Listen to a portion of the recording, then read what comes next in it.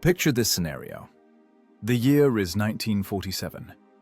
A German general, a holder of the Knight's Cross, stands by a fresh grave of Soviet tankers and salutes them. Enemies. Men who had just torched dozens of his vehicles and killed hundreds of his soldiers. Why? Because what the crew of this lone KV-1 accomplished in the middle of the Rzhev marshes defied both the regulations of the Wehrmacht and the laws of physics. In this story, you will learn the history of a tank that turned into a steel oven, where men breathed through rags soaked in their own urine to avoid dying from carbon monoxide poisoning. You will see how a driver defied every law of mechanics, forcing 47 tons of dead metal to dance on a single track, and why the German aces of the Luftwaffe were forced to drop a half-ton bomb on a single machine. Read to the end to understand how 4 men were able to stop an entire division and force the enemy to respect them, even after death. 47 tons of cast steel slowly settled into the liquid mud of the Rzhev marshes. Silence. Absolute, ringing silence, broken only by the crackle of peat smoldering somewhere deep below. No birds, no wind, no distant rumble of artillery. The war had taken a pause here to catch its breath before lashing out. This was not the silence of peace. It was the vacuum before an explosion. In such silence, a man can hear the blood pounding in his temples and diesel fuel evaporating from loose fittings. 1942, the Rzhev salient, a place where geography becomes a death sentence. Around them are only marshes, shrouded in a milky white fog. This fog is dense and greasy. It sticks to the periscopes, clogs the lungs, and hides the horizon. Visibility is zero. The world has shrunk to the size of the driver's vision slit. Outside the armor lies dampness, cold, and death. Inside, there is stale air, the smell of oil, gunpowder fumes, and unwashed bodies. The crew of the heavy KV-1 tank is cut off from their own. There is no radio connection. The infantry support, those sparse chains of exhausted Red Army soldiers who held the flanks, left or fell in the swamps yesterday. The tank stands on the only solid point in this sector, at the exit of the log causeway. A causeway is a flooring of logs thrown directly into the quagmire, the narrow neck of a bottle. Swamp to the left, swamp to the right. German panzers cannot swim. Their vaunted logistics, their marching columns, fuel trucks, and ammunition haulers are all tied to the roads. If they want to get to Moscow, they have to pass through this intersection. And at the intersection stands Lieutenant Gorbachev's KV-1. One tank against a Wehrmacht division. This isn't heroism, it's the mathematics of war. An engineering solution to an impossible task, turning a mobile unit into a stationary fortress. 2. Answer 1. The voice in the headset sounds muffled, with the metallic scratch of interference. In response, only the hiss of static. The airwaves are dead. 2, this is 1, over. Nothing. The radio operator takes off his headphones and wipes sweat from his forehead with the dirty sleeve of his padded jacket. There is no panic in his eyes, only dull fatigue. He looks at the commander and shakes his head negatively. No connection, Comrade Lieutenant. We are alone. Gorbachev nods. He knew this. Electricity has gone into the ground. Radio waves get stuck in this cursed fog, just like tracks in the mud.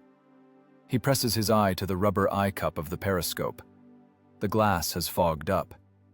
He wipes it with a rag, but it doesn't help. The fog stands like a wall, a white haze in which an entire army could be hiding. The Soviet school of tank building created monsters for a great war. The KV-1 is not a machine for maneuvering. It is 47 tons of arguments cast in metal, 75 millimeters of frontal armor, rolled homogeneous steel of high hardness. For 1942, this is almost invulnerability. German 37mm guns, those door knockers, as the Germans themselves call them, can only scratch the paint on this giant. Even the 50mm guns of medium tanks can only penetrate it at point-blank range, and even then, only if they are lucky enough to hit at a right angle. Gorbachev knows the technical specs of his machine. He knows the specs of the enemy. This knowledge is the only thing separating him from madness. He believes not in luck, but in millimeters of steel and the slope of armor plates. "Driver, kill the engine." The order sounds dry, without emotion. "Killing engine," the driver responds.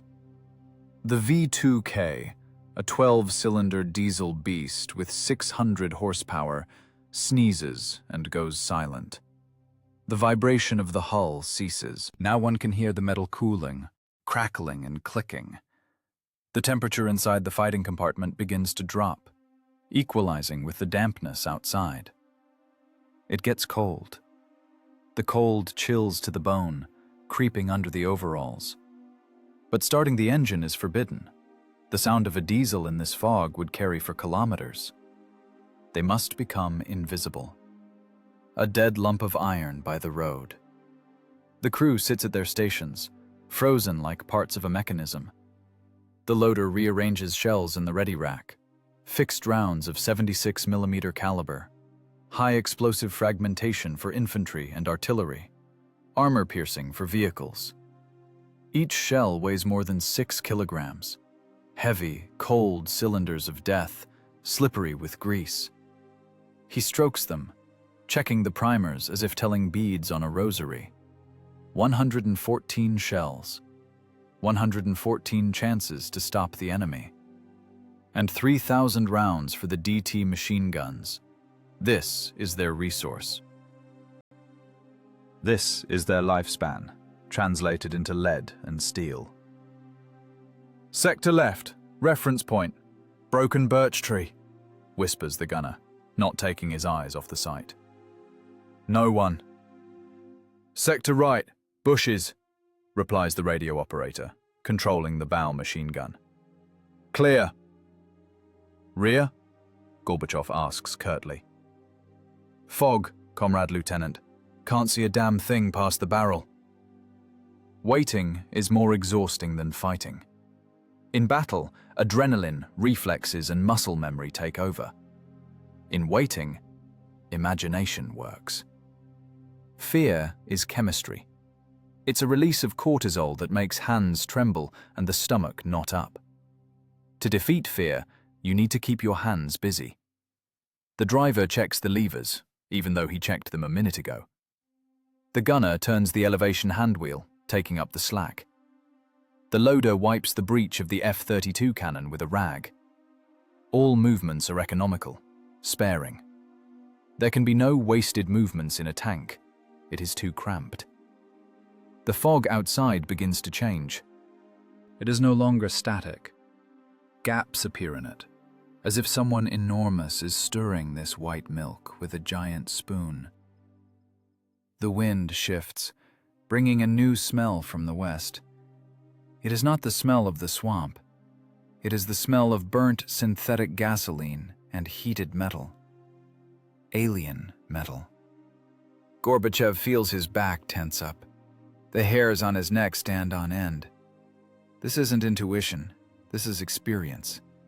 The body feels the vibration of the soil before the ears hear the sound. The earth is trembling. "Battle stations," the lieutenant says quietly. The words drop into the silence of the turret like stones into a well. Breech blocks clatter. Safeties are off. Armor piercing. Load. Inside the tank there is no room for pathos. No room for thoughts of the motherland, of Stalin, of a distant home. There is only the sector of fire, range, and the thickness of the target's armor. The world has shrunk to the crosshairs of the gun sight. The KV-1 froze, merging with the gray landscape. A huge, angular boulder covered in mud and soot. A predator pretending to be carrion. The fog ahead begins to thin, revealing the black strip of the log road. And then they hear it. A rhythmic, clanking, growing sound. The sound of hundreds of tracks grinding wood and soil. A German division is coming. They walk confidently, brazenly, expecting no resistance. They think the way is open. Gorbachev looks at his watch. The hands have frozen. Time has stretched, turning into a viscous substance. This minute will last a year. A first shadow flickers in the periscope, angular, gray, with a cross on the side. It has begun. From the gray veil, as if developing on photo paper, angular outlines emerged. First one, then a second, a third. Panzerkampfwagen 3, the workhorses of the Wehrmacht. They moved along the causeway arrogantly, without slowing down, as if they were not at the front, but on parade in Berlin. The turret hatches were thrown open. The commandos of the German machines stuck out waist-deep, exposing their faces to the damp air. Some were smoking. They did not see the threat. For them, ahead lay only an empty road and a broken Red Army. This overconfidence was their main armor, and it was precisely this that Lieutenant Gorbachev was aiming at now. Inside the KV-1, time compressed into a tight spring. The air became dense, heavy, soaked in the smell of sweat and cold iron. The crew did not breathe. It seemed that even a heartbeat could give away their position. The driver gripped the control levers so hard that his knuckles turned white, turning into lifeless stone. He wanted to jerk, to start the engine, to move the 47 tons from their spot, to feel the life of the machine. But the order was silence. Absolute stasis. The tank had to become part of the landscape, just another dead hill among the marshes. The German column was approaching. The roar of Maybach engines grew, filling all space. It was a low, guttural rumble that vibrated the armor of the Soviet tank. The sound penetrated inside, pressing on the eardrums, drowning out their own breathing. "Range 600. The whisper of the gunner's voice in the headset was barely audible. Gorbachev did not tear himself away from the periscope. He saw the faces of the enemies. He saw the dust on their black uniforms, saw the commander of the lead tank saying something into his throat microphone, lazily adjusting his headphones. "Wait." The lieutenant's voice was dry, like the cracking of a branch. 600 meters is too far for a guarantee. German 3s are maneuverable. If they strike now, they will scatter, get off the causeway, and call in artillery or aviation. They need to be driven into a trap. They need to come within pistol shot range, to where the armor of the KV becomes a wall against which they will smash their foreheads. 500. The lead German tank swayed slightly, overcoming the unevenness of the log flooring. Its 50-millimeter gun, a long, thin trunk, was looking slightly to the side. They were not expecting an ambush. In their minds, they were already in Moscow. 400. In the KV's sight, the crosshairs settled exactly under the turret of the lead machine, where the armor is thinner, where the ammo rack is located. The gunner, slowly, by fractions of a millimeter, adjusted the hand wheels. His hands did not shake. It was work. Heavy, precise work of a milling machine operator. Only the price of a mistake was death. Fear was gone. In its place came icy clarity. Gorbachev evaluated the situation not as a human, but as a computing machine. Target speed, 12 kilometers per hour. Crosswind, negligible. Lead, half a hull. 300. The gunner's voice went higher, ringing with tension.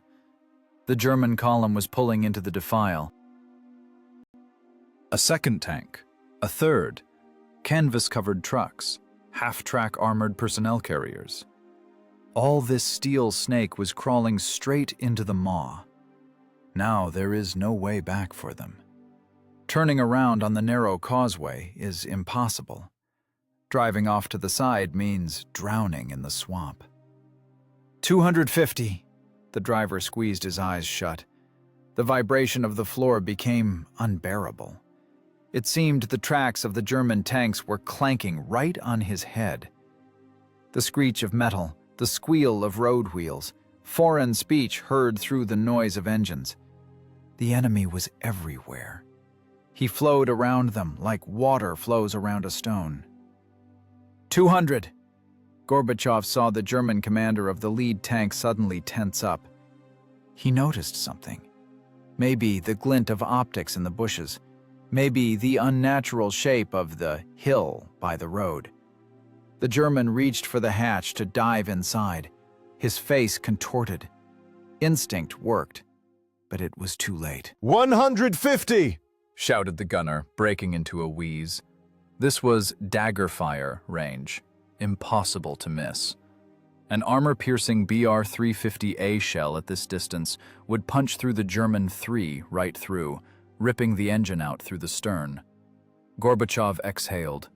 The whole world narrowed to a single point, to the black cross on the gray armor. Fire! 76 millimeters of steel and explosives burst from the barrel of the F-32 gun at a speed exceeding the speed of sound. The recoil of the gun worked like a piston, pushing 47 tons of machine backward, pressing the stern into the soft ground. Inside the turret, the air instantly thickened, hitting the eardrums with a dry, sharp clap, like the crack of a giant whip.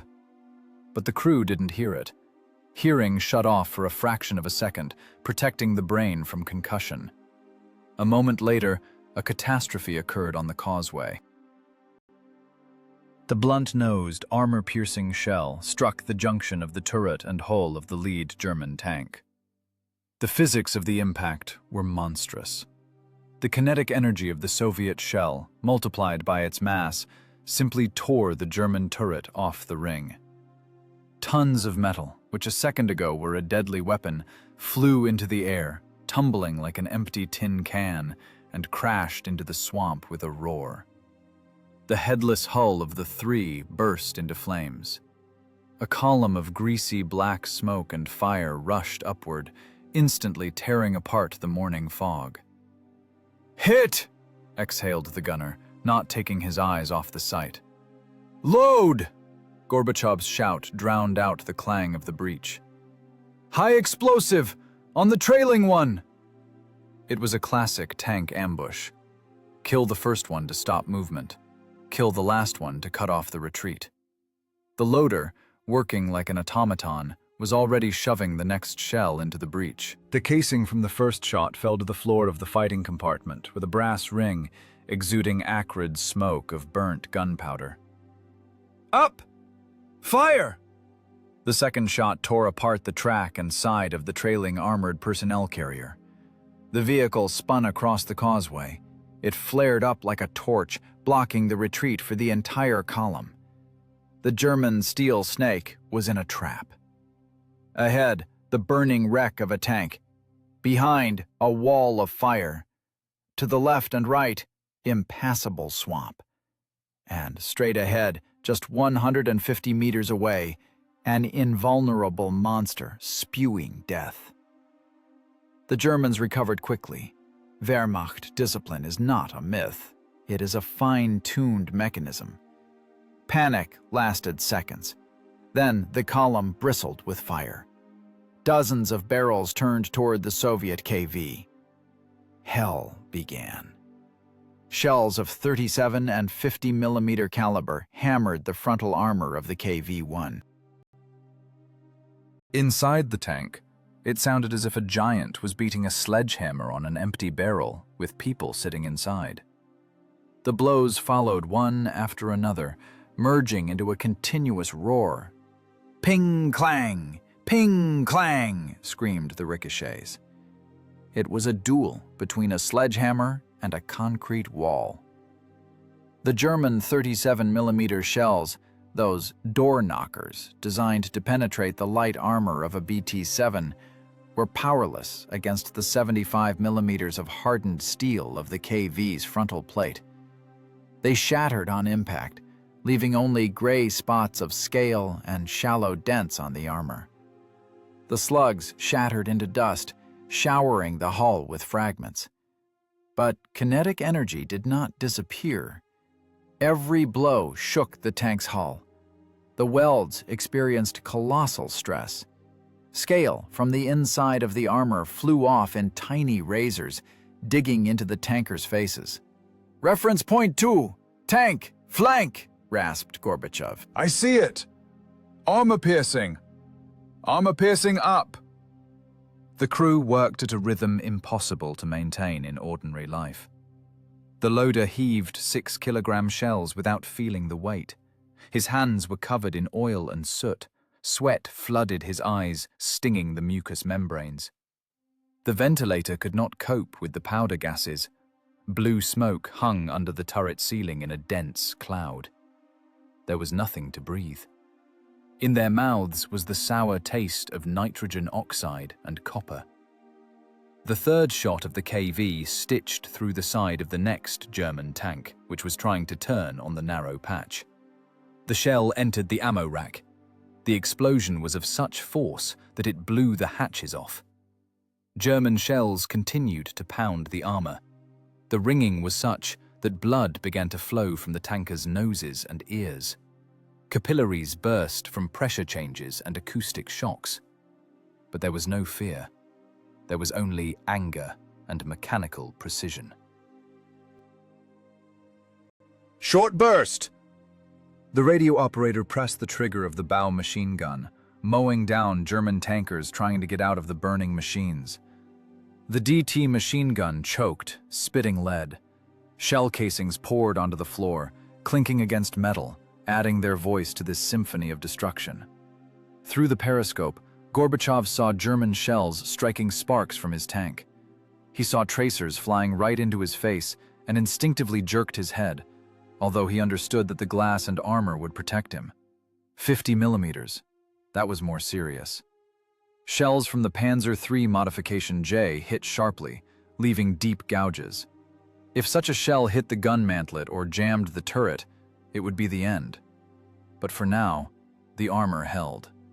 The Soviet engineers who created this tank built into it a margin of safety calculated not for parades, but for the apocalypse. The KV-1 stood motionless like a pillbox. It methodically executed the column.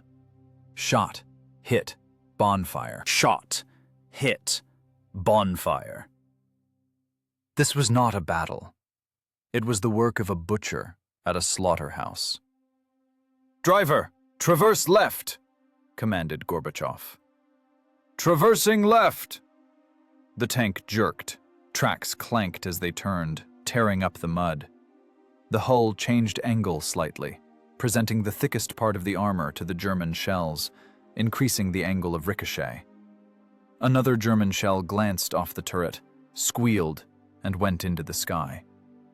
"Can't take us, you bastard," hissed the loader, shoving another gift into the barrel. "Choke on it." The rate of fire did not drop. 4 rounds a minute. For a heavy tank in combat conditions, this is the limit. The breech of the gun was glowing hot. From it came the hot breath of death. 4 German machines were already burning on the causeway. Black smoke mixed with the fog, turning day into twilight. In this hell, the KV-1 was the only constant, an unshakable steel fulcrum against which the wave of the Wehrmacht crashed. The Germans realized that this fortress could not be taken head-on. The fire of their tanks became sporadic. They began to back away, hiding behind the smoke of their burning comrades. But the battle was just beginning. The armor withstood the blow, but would the people withstand it?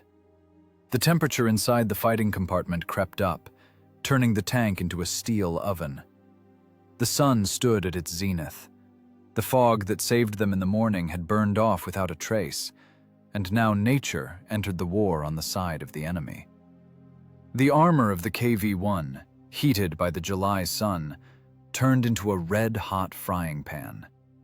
If it was +30 outside, inside the fighting compartment the temperature crossed 60 degrees Celsius.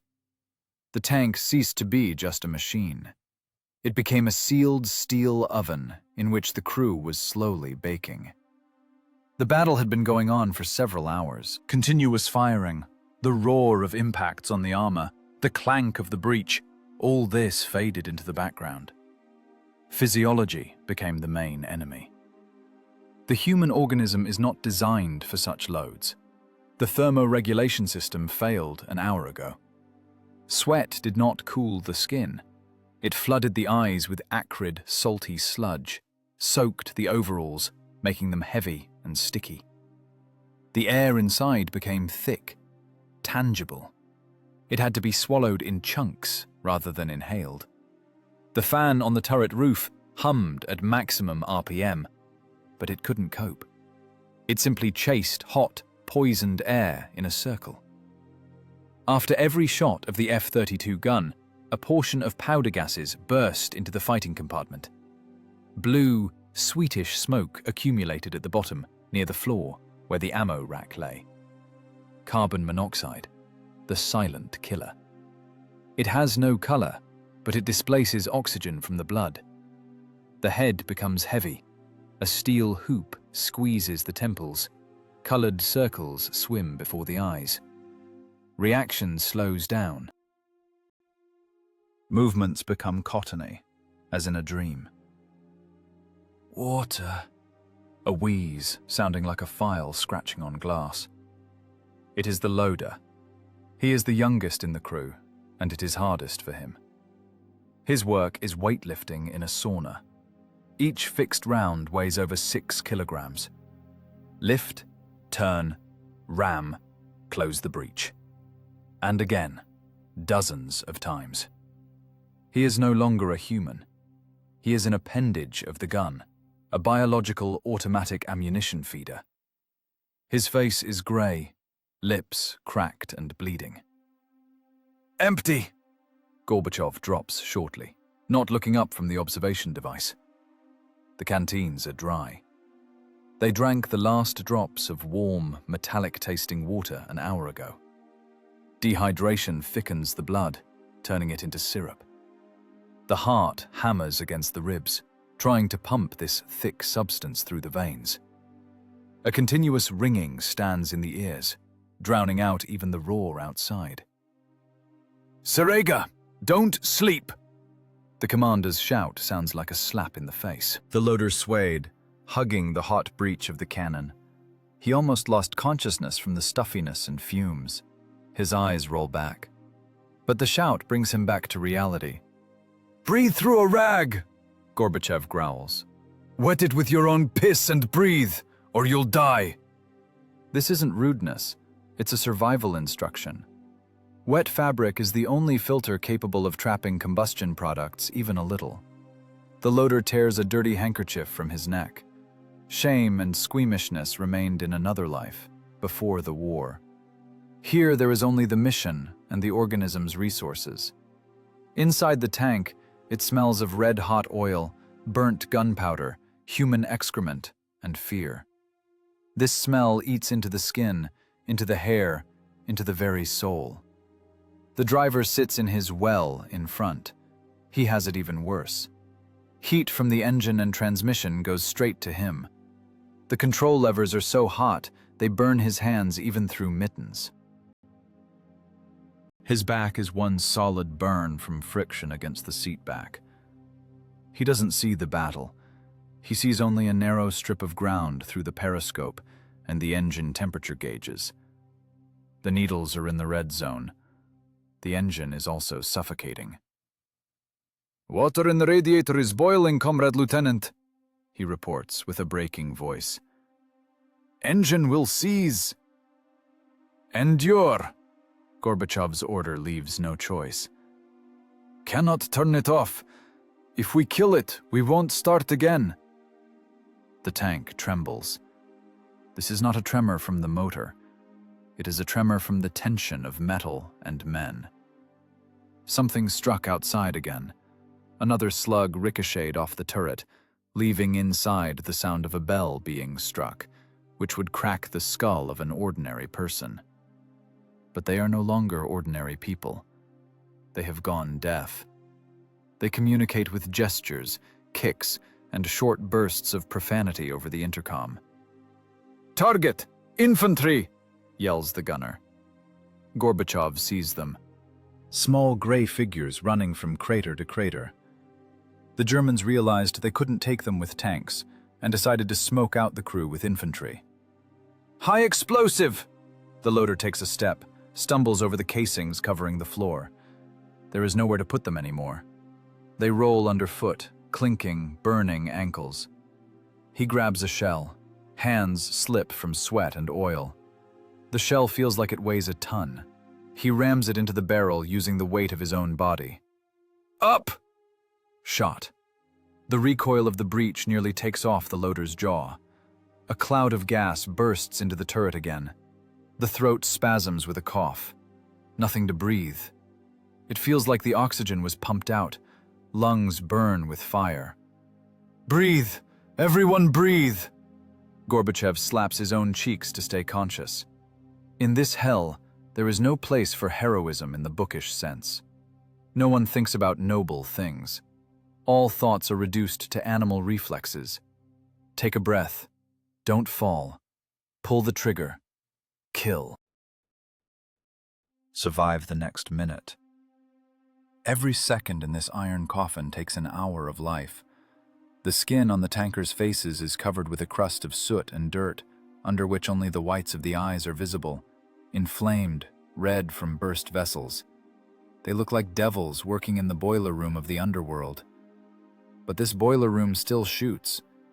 Through the periscope, one can see the heat haze over the swamp distorting space. The world swims. Reality thins. Only pain in the muscles and heaviness in the back of the head remain.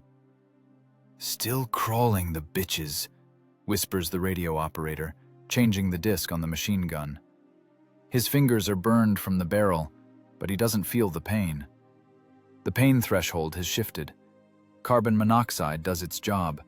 Indifference appears. Apathy. A desire to simply close one's eyes and sleep, even if this sleep is eternal. This is the deadliest trap. Surrendering to physiology is easier than surrendering to the enemy. Gorbachev understands this. He sees the driver nodding off. "Driver!" He kicks him in the shoulder with his boot. "Alive?" "Yes, sir." A hollow answer. "Keep the RPMs up. Don't sleep. We can die later." Now they are a single organism, fused into 47 tons of steel. If one organ fails, the whole body dies. And they hold on anger, on curse words, on the limit of the possible. The tank continues to live as long as their hearts beat, pumping poisoned blood. The heat doesn't kill them. It tempers them, turning them into something harder than the armor itself. The artillery cannonade ceased suddenly, as if someone switched off the breaker of war. But this silence was deceptive, sticky, even more terrifying than the roar of explosions. The German tanks, turned into smoking bonfires, no longer posed a threat. Those that survived backed away, hiding in the folds of the terrain and behind smoke screens. Another force appeared on the stage. More cunning, smaller, and ubiquitous. "Infantry!" The gunner's shout tore apart the viscous stuffiness of the turret. "Reference point 3, bushes! They're crawling, the bastards!" Silhouettes began to separate from the gray-green mass of the swamp, from the mud and craters. These were not the chaotic dashes of raw recruits. These were assault groups of grenadiers working. They moved low, almost pressing into the ground, using every bump, every corpse as cover. They did not attack with shouts of "Hurrah!" or "Hoch!" They seeped toward the tank like water seeps through fingers. Their goal is not to penetrate the armor. That's impossible. Their goal is to blind and immobilize. "Short bursts," commanded Gorbachev. The KV-1 tank, that clumsy steel giant created for duels with its own kind, now had to spin like a snake on a skillet. The main caliber is useless here. A 76mm shell is too expensive and slow a death for a single soldier. The DT machine guns entered the fray. 2 barrels, one coaxial with the cannon, the second in a ball mount in the hull's frontal plate with the radio operator. The radio operator, who until this moment had been merely a passive observer and signaler in the dead ether, now became a main actor. His hands, skinned bloody against metal latches, laid on the pistol grip of the Degtyaryov tank machine gun. "Take that!" He pulled the trigger. The machine gun thrashed in his hands, spitting lead. The characteristic dry crackle of a burst filled the space of the fighting compartment, drowning out the hum of the fan. In the narrow sector of view, the radio operator saw gray figures falling into the mud. Bullets of 7.62mm caliber tore German uniforms, pierced helmets, drove bodies into the swampy slurry. This was not target practice. This was a harvest. The Germans had already come within 100 meters. They knew the tank's dead zones. They knew the KV had poor visibility to the rear and sides. Their tactic was simple and deadly. Get in close, pelt the engine compartment with Molotov cocktails, break the tracks with bundles of grenades, or plant a magnetic mine on the side. "Right, 2 by the snag," yelled Gorbachev, traversing the turret. The turret's electric drive hummed, devouring amperes, but the turn seemed treacherously slow. Seconds stretched out. While the turret went right, the coaxial machine gun was silent. "Come on, baby, come on," whispered the gunner, spinning the fine-tuning handwheel. As soon as the crosshairs coincided with the movement in the bushes, he fired a long burst. Tracers stitched through the brush, cutting branches and men. Outside, bullets drummed on the armor. This was the work of German snipers and machine gunners. They were not shooting randomly. They were purposefully knocking out the optics. Periscopes, sights, vision slits, all the glass eyes of the tank were under fire. Ping! A sharp sound of impact, and the commander's vision slit covered with a web of cracks. "Trying to blind us, the bastards!" Gorbachev recoiled from the device. Visibility dropped to critical.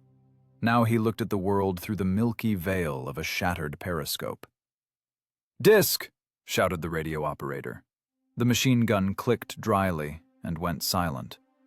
The magazine is empty. 63 rounds flew out in a few seconds.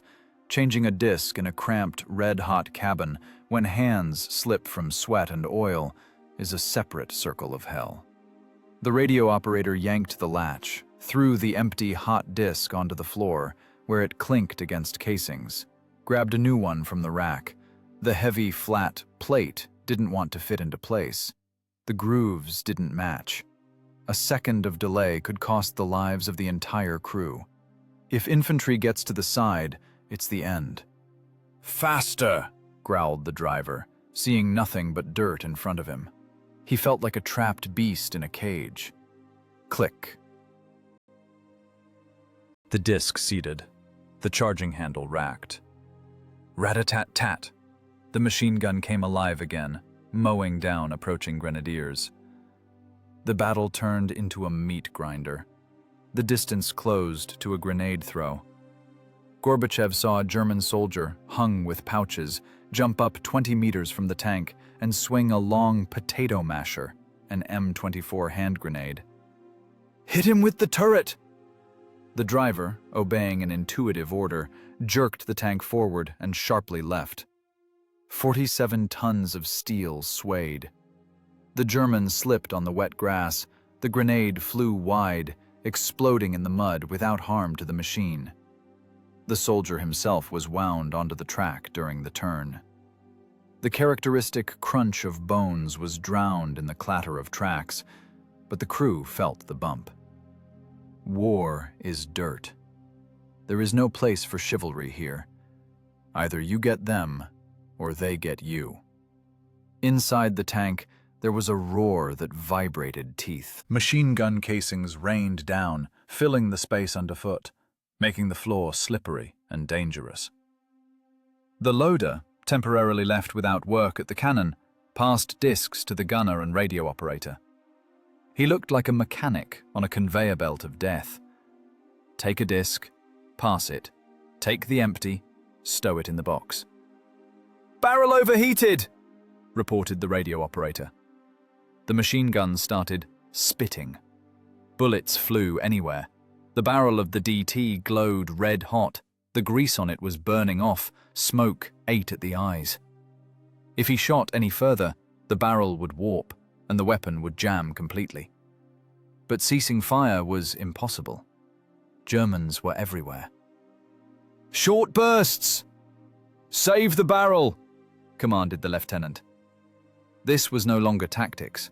This was a struggle for survival in its purest form. A tank surrounded by infantry is like a bear covered in wasps. It snapped back with fire, crushed with tracks, spun on the patch of causeway, not letting the enemy approach vulnerable spots. Through the periscope, Gorbachev saw a group of sappers running out from the right, from behind a burning German APC. In their hands were not rifles, but something bulky. Bundles of grenades and magnetic-shaped charges. "Gunner, right 30! Sappers, wipe them out!"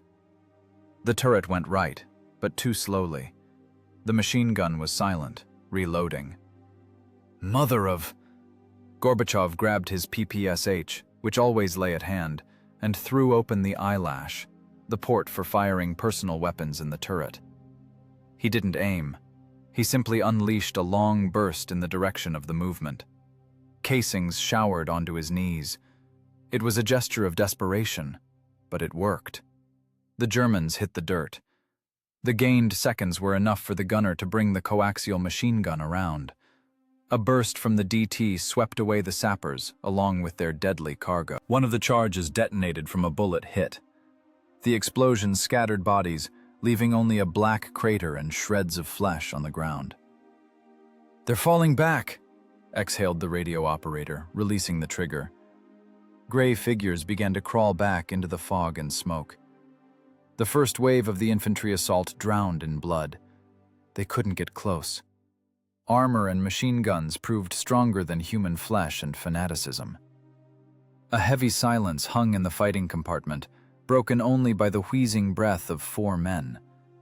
They were alive. For now. But the machine gun ammo supply was melting before their eyes, and the barrels were so hot that they seemed to glow in the semi-darkness of the tank. "Report on ammo." Gorbachev's voice was hoarse, as if he were chewing sand. 5 full discs left. "The rest are empty," responded the radio operator. "Shells." The loader kicked a casing. "Enough shells. But the machine guns." "Comrade Lieutenant, they're going to melt." Gorbachev looked at the breech of the machine gun. The metal had turned blue from overheating. This was a problem. Scarier than German infantry was only being unarmed before it. And the Germans would return soon.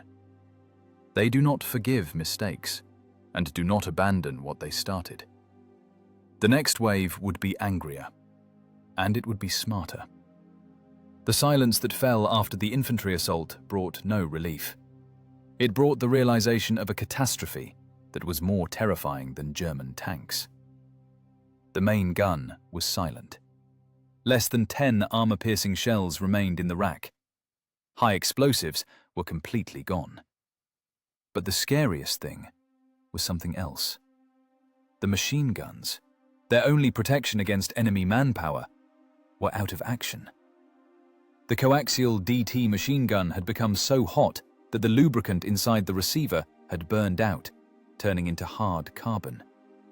The bolt was jammed in the rear position. The recoil spring lost its elasticity from overheating. The metal expanded, violating the micron tolerances of the mechanism. This was no longer the physics of battle, but the strength of materials. A tank stripped of machine guns against infantry is a blind giant that will be pricked to death with needles. Jammed!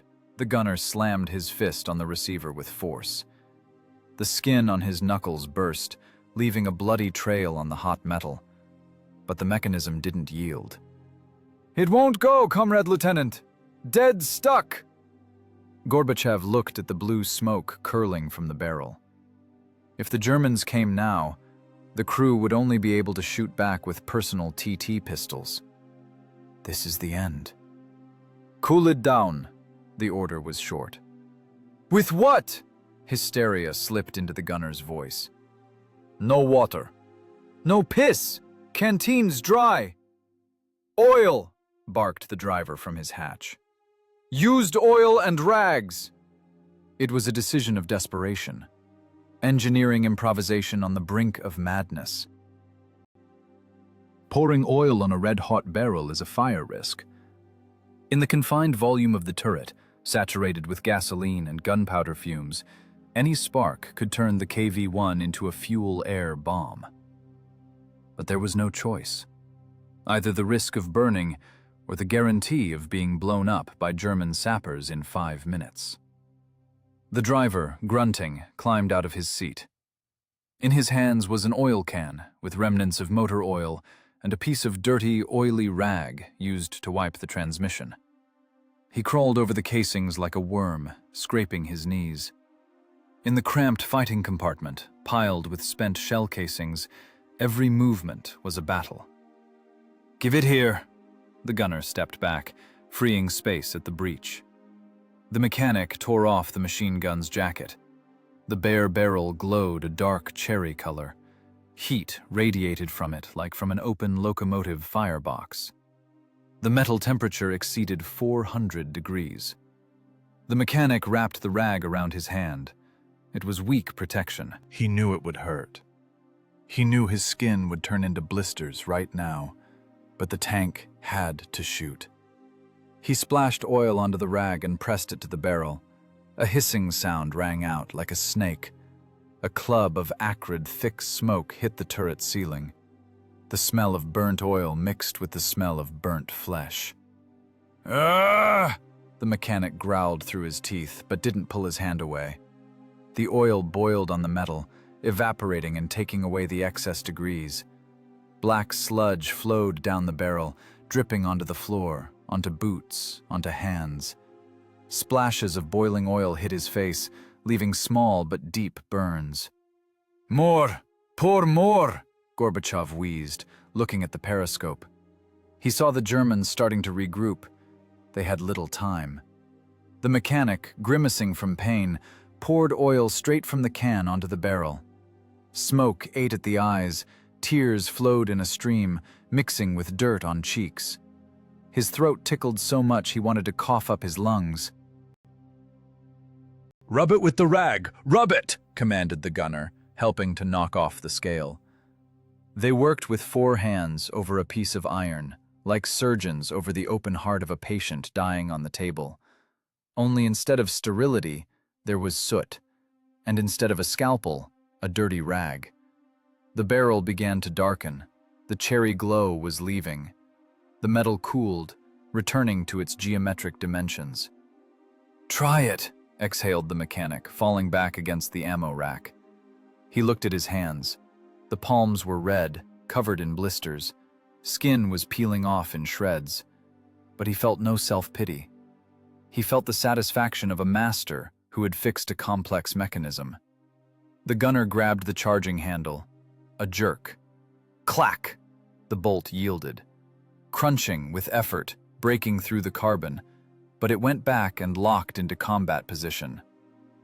"Alive," whispered the gunner. "Alive, baby." They resuscitated the weapon at the cost of their own skin. In this war, machines were an extension of the people. If the tank's engine hurt, the mechanic's heart hurt. If the machine gun jammed, It was spasms in the crew's muscles. They merged with the machine into a single whole. The KV-1 is not just 47 tons of iron. It is the crew's skin brought to the outside. And the insides of the tank are their insides. "Disc!" commanded the gunner. The loader handed up a fresh magazine. The click of the catch sounded like music. The best music in the world. The sound of a weapon ready for battle. Gorbachev looked around at his men. Dirty, burned, suffocating, half-deaf. There was no gleam of enthusiasm in their eyes. There was only the dark, heavy determination of men who had already crossed the line. They knew they would die here. But they decided to sell their lives at a rate the Wehrmacht could not afford to pay. "Driver, to your post!" The lieutenant's voice was steady. Thank you, brother. The driver nodded and crawled back into his hatch. He had to grab the levers with burned hands. He had to drive the tank, overcoming pain in every nerve ending. But that no longer mattered.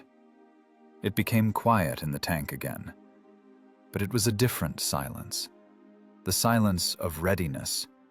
The DT machine gun, glistening with oil, looked predatorily into the embrasure. It was ready. The crew was ready. However, the Germans were learning too. They realized that this steel nut couldn't be cracked with infantry and light tanks. They stopped the senseless attacks. In the ensuing silence, the crew heard a new sound.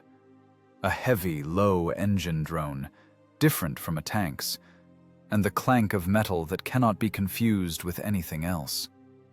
Gorbachev pressed himself to the cloudy periscope. "What is it, Commander?" "Bad," he said, and for the first time, a shadow of doom sounded in his voice. "They're dragging up an anti-aircraft gun." 8-8. The situation changed instantly.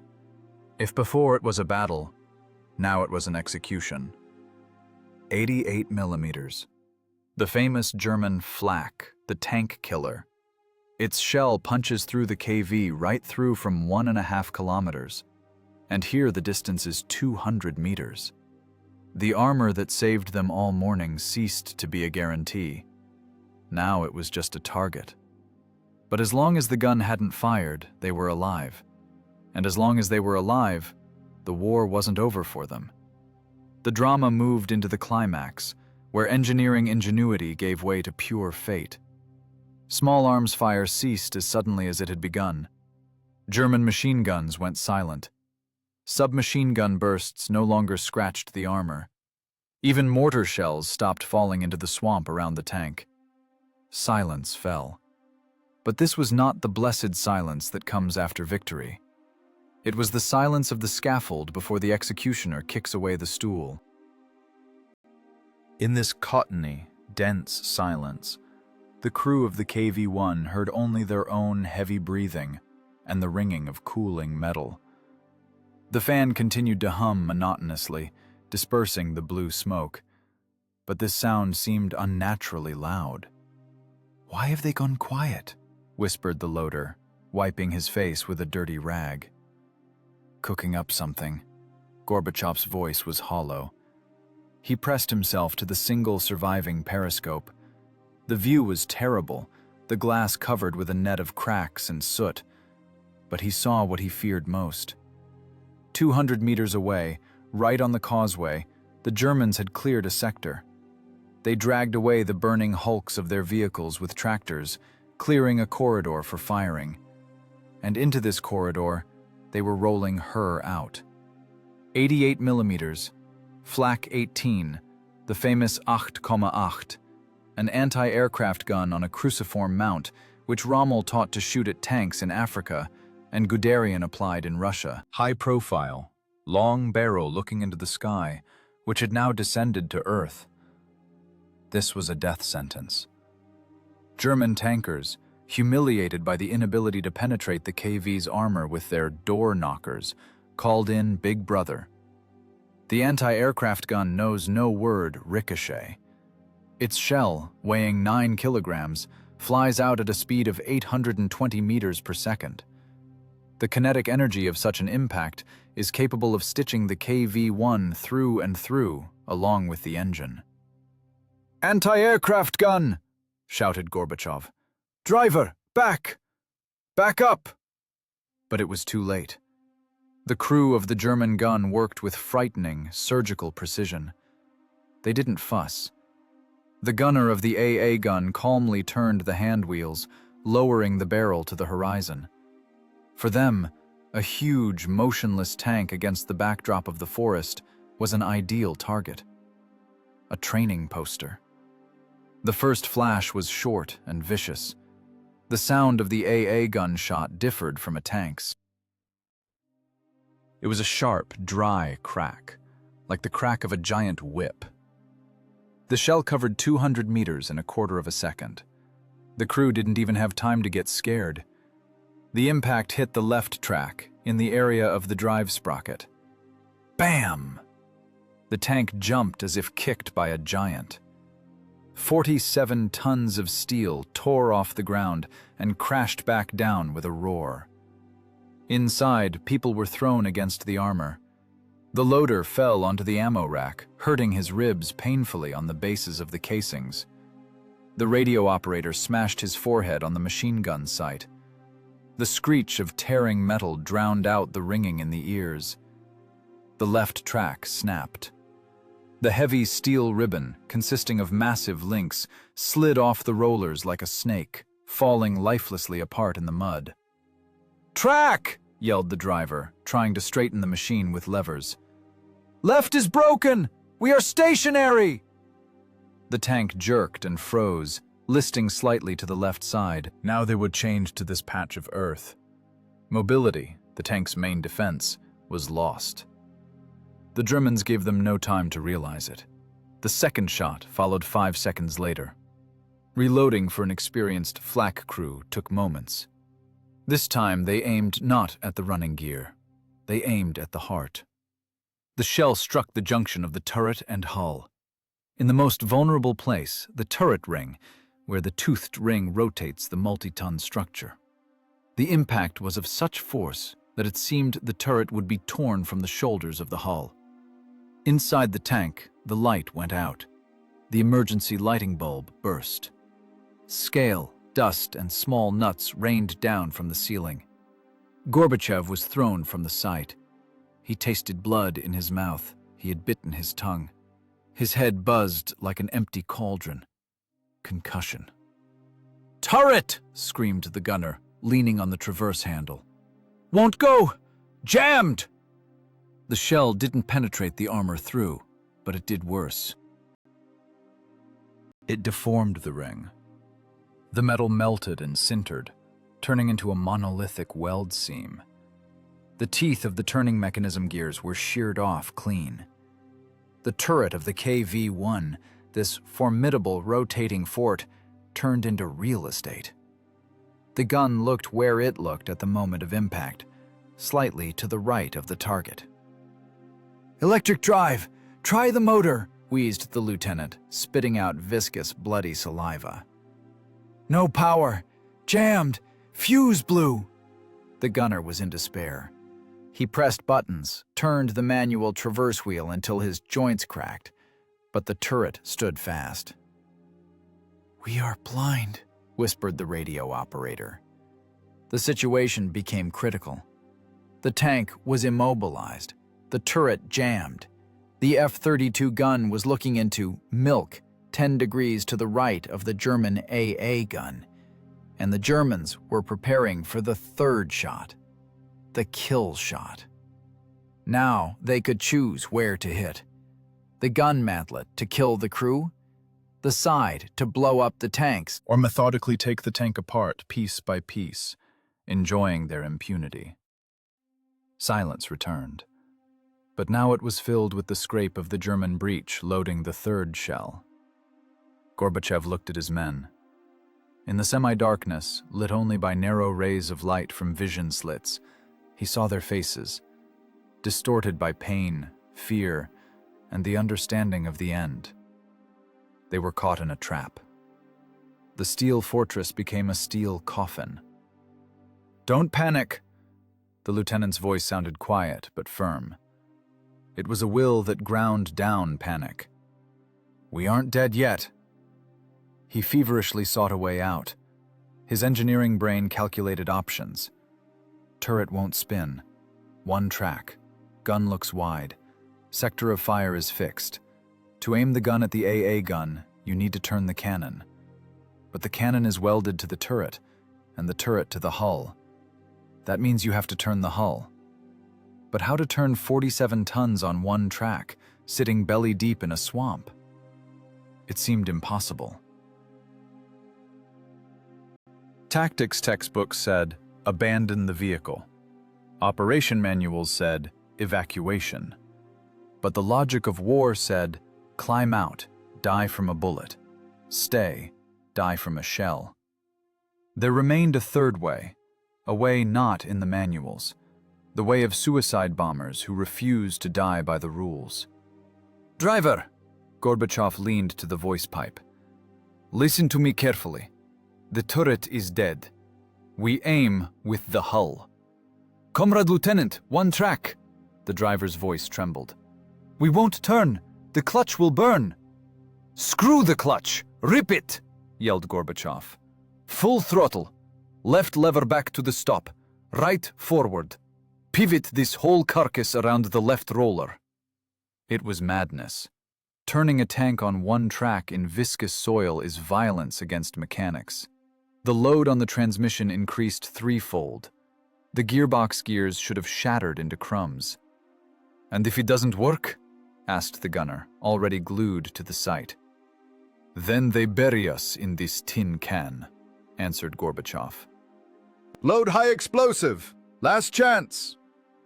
Outside, the German gunner had already aligned the crosshairs with the frontal plate of the KV. His finger lay on the trigger. He had a second left until the shot.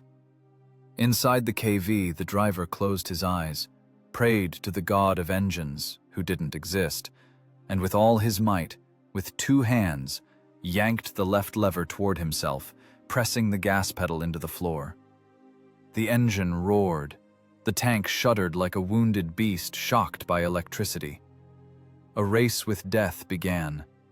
Who is faster, the German finger on the trigger or the Russian clutch burning in oil? The 12 cylinders of the V2K diesel howled at the limit of their capabilities. The tachometer needle jerked and froze at the red line, showing 2,000 RPM. This was not the sound of a mechanism working, but the cry of pain of a huge metal beast being forced to do the unnatural. Inside the tank, this roar drowned out everything. The pounding of blood in the temples, fear, and even thoughts. The driver pulled the left lever toward himself, bracing his feet against the floor, hanging on the steel with his whole body weight. The right lever was pushed forward. The main clutch was burning. Literally. Friction discs, compressed by monstrous pressure, slipped, heating up to melting temperature. Thick, suffocating smell of burnt Ferodo, asbestos lining of brake bands, rushed into the fighting compartment. This smell was scarier than the smell of gunpowder. It was the smell of a dying transmission. Outside, something contradicting the laws of soil physics was happening. 47 tons of dead weight, stripped of one track, began to turn. The left side, which had lost its shoe, became the axis of rotation. Road wheels, stripped of the track ribbon, bit straight into the greasy swamp mud, sinking into it up to the hubs. They didn't roll. They plowed the earth, creating monstrous resistance. The right track, the only living leg of this colossus, clawed the ground, tearing out chunks of turf, slipping, striking sparks on hidden stones. The tank didn't drive. It thrashed in convulsions. A jerk, a screech from which it seemed the armor itself was bursting. Another jerk. The hull of the KV-1, shuddering with its whole multi-ton body, crawled to the right. Centimeter by centimeter, degree by degree. "Come on, darling! Come on, bitch!" yelled the driver, not hearing his own voice. His face contorted from exertion, veins on his neck bulged like ropes. Every movement of the lever echoed with pain in his shoulders, as if he were turning the turret with his own hands. The German crew of the 88mm AA gun froze. For a fraction of a second, they saw before them a dead, disabled tank. Smoke, immobility, broken track. They were already celebrating victory, methodically preparing for the finishing blow. And suddenly this pile of metal came alive. With a terrible, guttural howl, splashing mud, the Soviet monster began to turn its forehead toward them. This sight paralyzed their reflexes. Psychology played against training. They expected a target, but got an attacking beast. "Fire! Schnell!" screamed the NCO, commanding the crew. The gunner of the AA gun feverishly turned the hand wheels, trying to catch the gun mantlet in the sight, which was moving to the left. But the heavy mount of the flak was not designed for a duel with a tank maneuvering at pistol range. The angular velocity of the KV's turn turned out to be higher than the gunner's reaction speed. Inside the KV turret, the gunner clung to the elevation hand wheel. His eyes watered from the acrid smoke of burning clutches, but he didn't blink. In the cloudy field of the sight, jumping in time with the jerks of the hull, floated bushes, the burning hulk of the German APC, craters. "More, a little more," he wheezed. The barrel of the F-32 cannon, dead welded to the hull of the jammed turret, slowly, agonizingly slowly, crawled toward the silhouette of the German gun. It was the geometry of death. Two lines had to intersect at one point. Whoever made it first would live for the next 5 minutes. The driver felt the transmission dying. The teeth of the final drive gears crumbled, unable to withstand the load. The oil in the crankcase boiled. The tank screamed, vibrated, but turned. This was an effort beyond the technical specifications written in factory forms. Where the strength of metal ended, the will of man began. The shield of the German gun appeared in the crosshairs, figures of artillerymen bustling at the breech. The black pupil of their barrel looked almost at them, but slightly to the right. They were late. By some fraction of an instant, but they were late. "Target acquired," exhaled the gunner. "Fire!" Gorbachev's command coincided with the press on the firing pedal. It was the last shell. High-explosive fragmentation grenade OF-350. 6 kilograms of steel and TNT. The cannon barked, throwing out a sheaf of fire. The recoil shook the tank, momentarily stopping its agonizing rotation. The shell does not penetrate armor. It does something else. It carries explosive destruction. The explosion bloomed right on the mount of the German gun. There was no ricochet, no miss. The shell struck the breech part of the AA gun and detonated. The blast wave, saturated with thousands of hot fragments, swept the crew away like dry leaves. The shield cover of the AA gun, designed to protect against bullets, turned into shrapnel that slashed its own soldiers. The heavy barrel of the 8,8 was torn from its mountings and thrown aside like a broken branch. The ammunition stored nearby on the ground detonated afterward. A series of explosions shook the causeway. A fireball swelled on the site of the German position, consuming men and metal. Where a second ago death stood, now there was only a black, smoking pit and twisted iron. Silence fell inside the tank. The engine, unable to withstand the abuse, sneezed and stalled. The tachometer needle fell to 0. The driver let go of the levers. His hands shook so much he couldn't clench them into fists. He slid off the seat, leaning his back against the armor plate, feeling the heat from the transmission burning through his overalls. But he didn't care. "Done," he whispered with dry lips. Gorbachev looked into the periscope. The smoke was clearing. The German gun no longer existed. The path was closed. But the KV-1 paid its price too. "Report." The commander's voice was quiet, devoid of emotion. "Engines done," the driver responded. "Seized, or the gearbox fell apart." "We aren't going anywhere." "Turret is dead," added the gunner. "No shells. Main gun empty," the loader summed up. He sat on the floor, staring dully at the empty rack. They won this duel. They destroyed the deadly threat by doing the impossible. The engineering genius of the designers and the brute force of Soviet steel, multiplied by desperation, did their job. But now they remained unarmed, dehydrated, immobilized. The tank turned into a monument to itself. 47 tons of motionless metal in the middle of a swamp. Now it was just a bunker. A pillbox with thick armor, but without teeth. However, the Germans didn't know this yet. The explosion of the AA gun and the insane maneuver of the Russian tank put them in a stupor. They saw the dead machine come alive and destroy their main trump card. Now they were afraid to approach. Fear of the invulnerable ghost fettered the column again. Gorbachev understood. This isn't for long. Soon they will realize the tank is silent. Soon they will hear the silence, and then the finale will begin.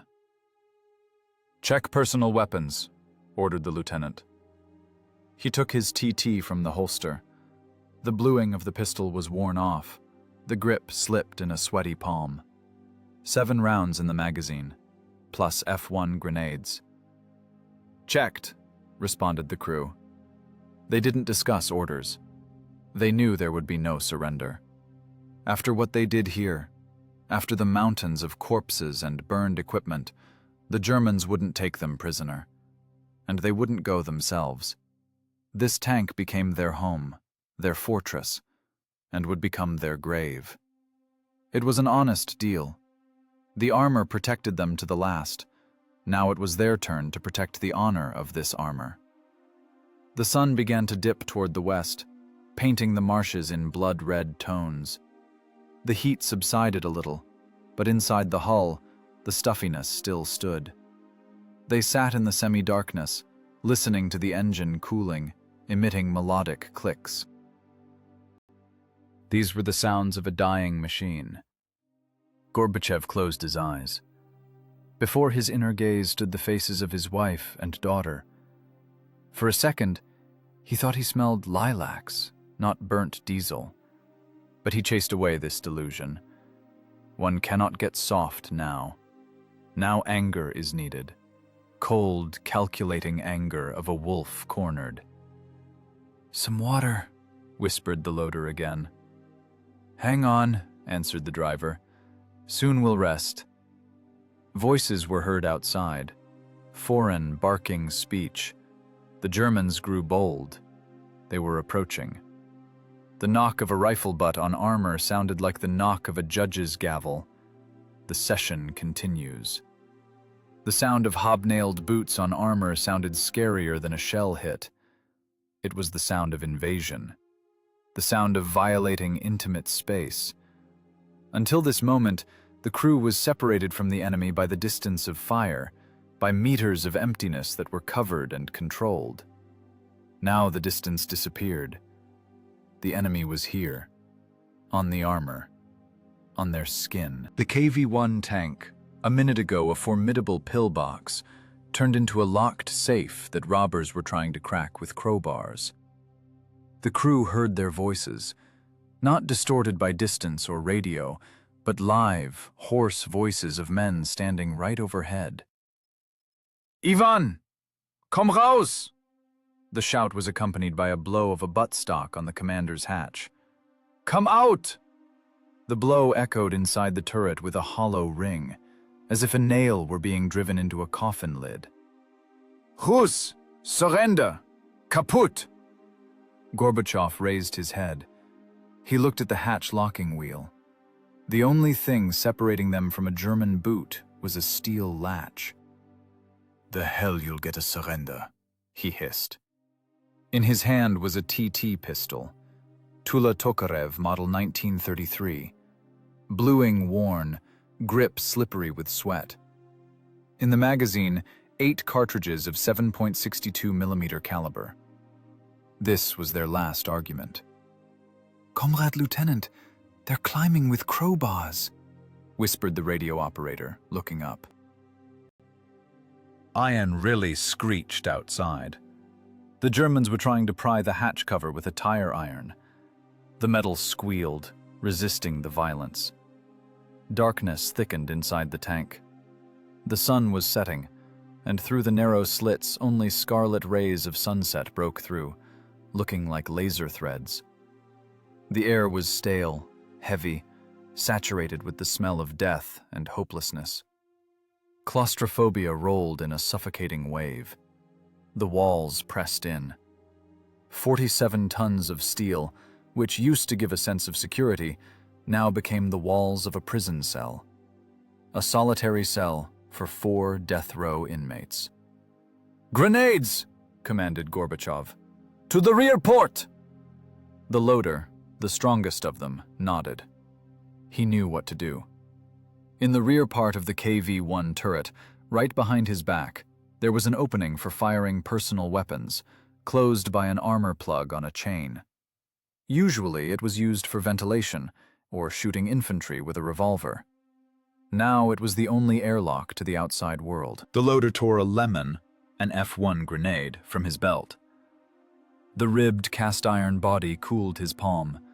60 grams of TNT. Fragment dispersion, 200 meters. But now the distance was 0. "Open it!" The loader yanked out the steel plug. A ray of light and noise from outside hit the opening. Laughter, swearing, clank of metal. The Germans were on the engine deck. They felt like masters. The loader straightened the cotter pin ends, pulled the ring. The lever snapped off with a dry click. 1, 2, he counted in a whisper. Fuse delay, 3 to 4 seconds. Can't throw immediately, or they'll have time to throw it back.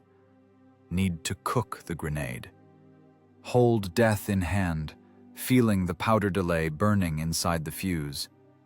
On the count of 3, he simply unclenched his fingers and pushed the ribbed egg into the hole.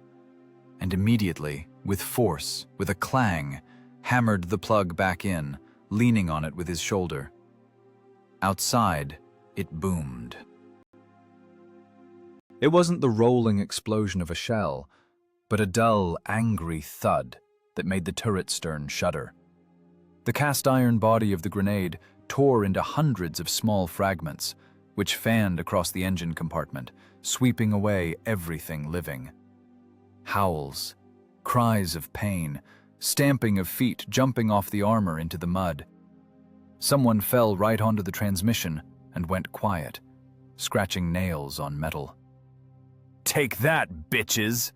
exhaled the driver. In his voice was angry triumph. But the triumph didn't last long.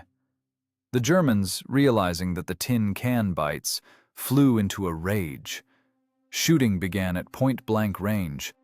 They fired MP-40 submachine guns right into the vision slits, into the machine gun embrasures, into the hatch seams. Bullets hit the armor, splashing lead sprays.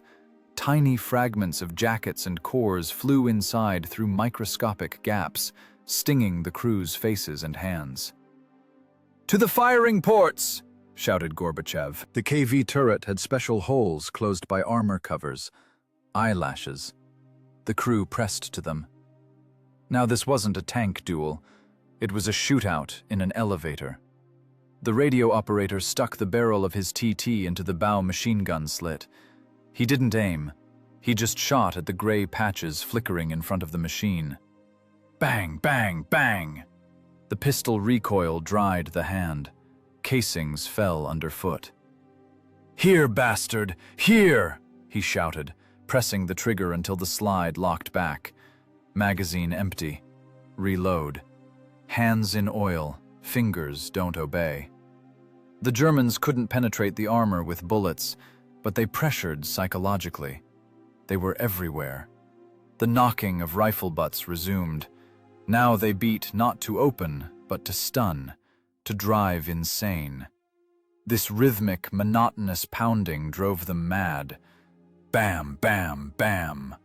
Bam, bam, bam. "Shut up!" yelled the gunner, firing his Nagant revolver into a vision slit. Ammo was running out. Each had one clip left. Gorbachev looked at his fighters. Dirty, bloodied, with crazy eyes in which the fire of adrenaline overdose burned. They looked like cornered wolves, who already know the hunt is over, but are ready to tear the throat of the first dog. "Last magazine," the lieutenant said quietly. Shooting outside subsided. The Germans retreated from the armor, realizing that taking the crew with bare hands wouldn't work. They moved to a safe distance. In the ensuing silence, every word sounded like a testament. "Driver, how are you?" asked Gorbachev. "Okay, Comrade Commander. Leg got nicked by a fragment when it flew in the slit. Bearable." "Gunner?" "Intact. 3 rounds left."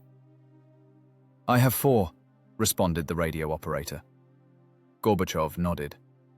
The arithmetic was simple and terrible. "We aren't surrendering."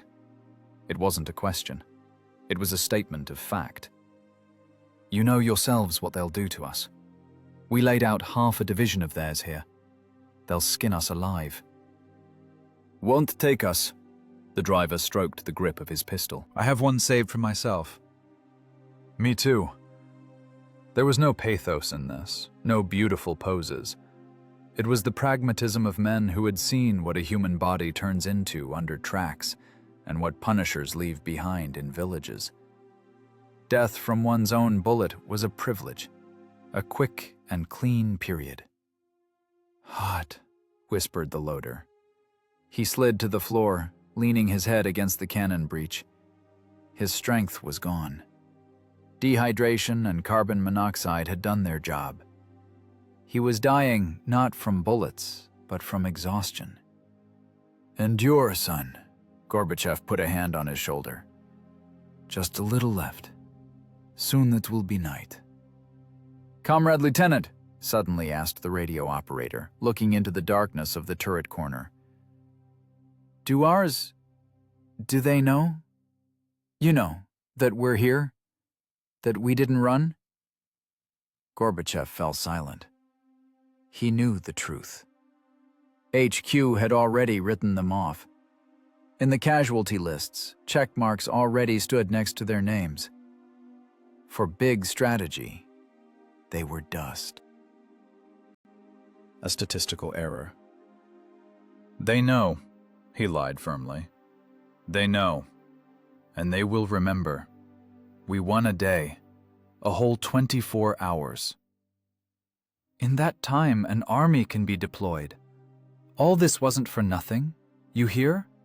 Not for nothing. The radio operator smiled. He needed this lie. It was a lie for the salvation of the soul.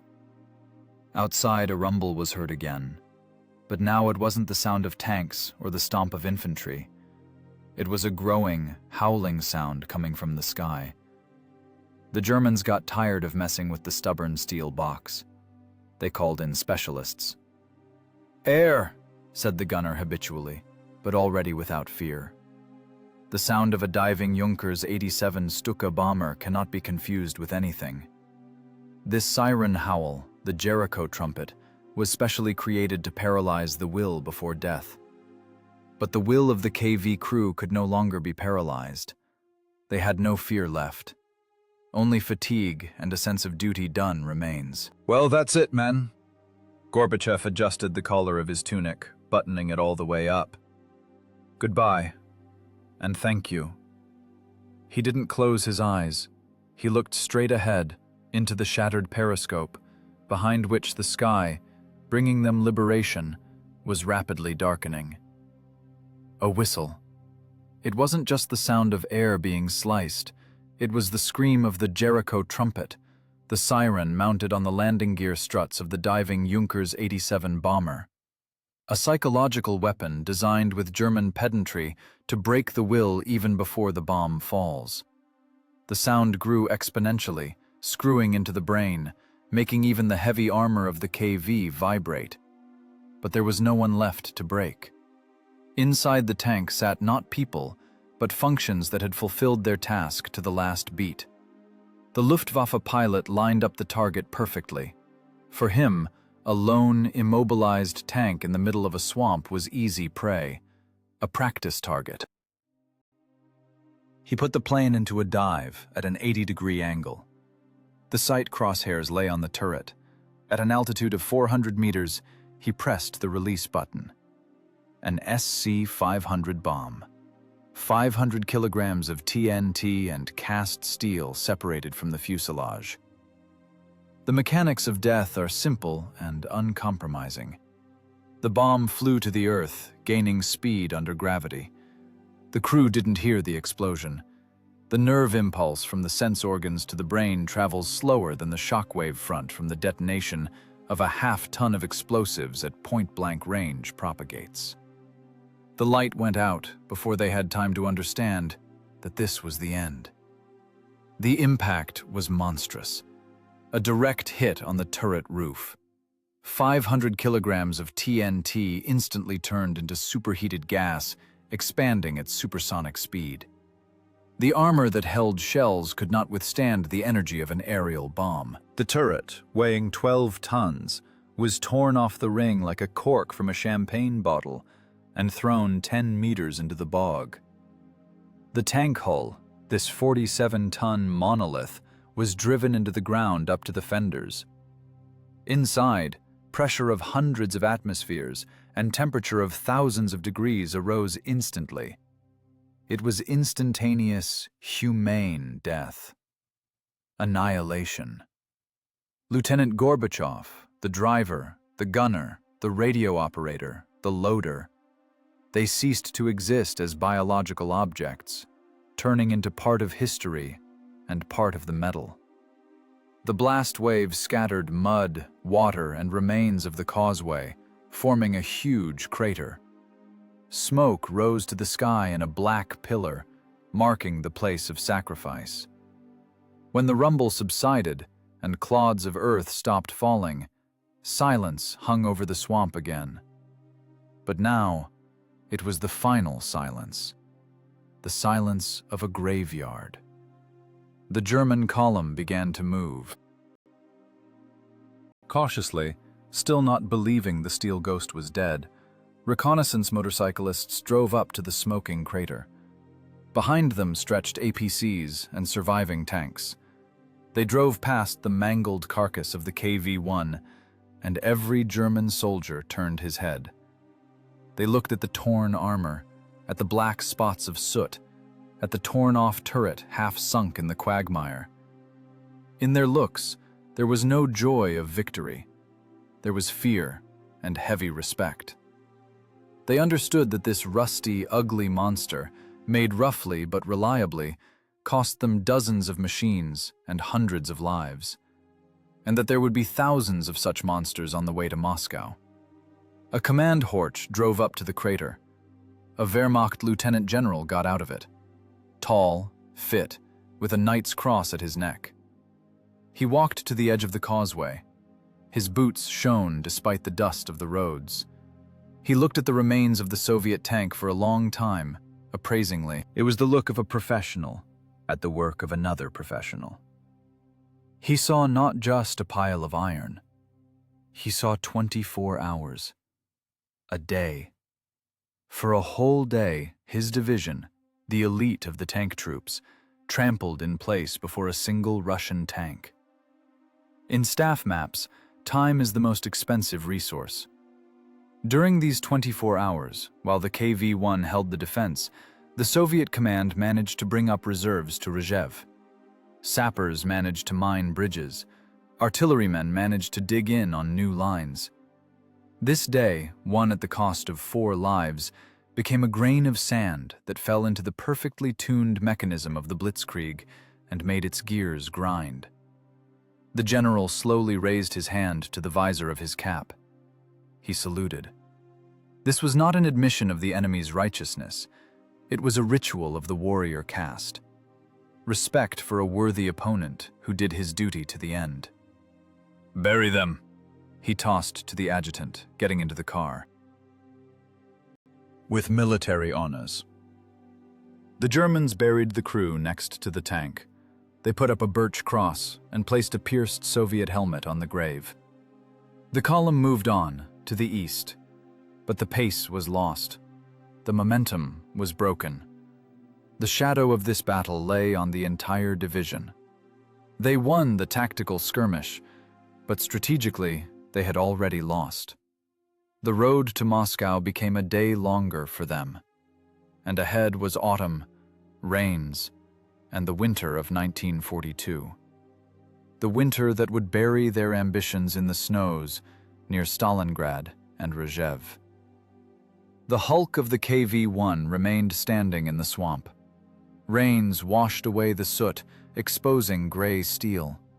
Rust began its slow work, covering the armor with a red coating. The swamp slowly healed the wounds of the earth. Grass grew through the torn tracks. This tank did not reach Berlin. It did not drive across the cobblestones of Red Square in the Victory Parade. Its crew received no medals while alive. Their names long remained just a line in the report on irrevocable losses. Missing in action in the area of height such and such. But victory is forged not only in general battles. Victory is made up of millions of such episodes. From nameless heights held for an hour longer than required, from the last cartridges, from burnt clutches, from the decision of one lieutenant not to retreat when retreating seems the only reasonable exit. Lieutenant Gorbachev's KV-1 became a brick in the wall against which the German war machine smashed. It became the point where the physics of armor met the metaphysics of the spirit. War is the mathematics of death. But sometimes variables appear in this mathematics that cannot be calculated. The variable of human will. Here, in the Rzhev marshes, one tank stopped a division. It burned, but it did not lose. Because iron can burn, flesh can die, but time won for the country remains forever. And the silence that now stands over this place is not emptiness. It is memory. Memory cast in metal and dissolved in the earth.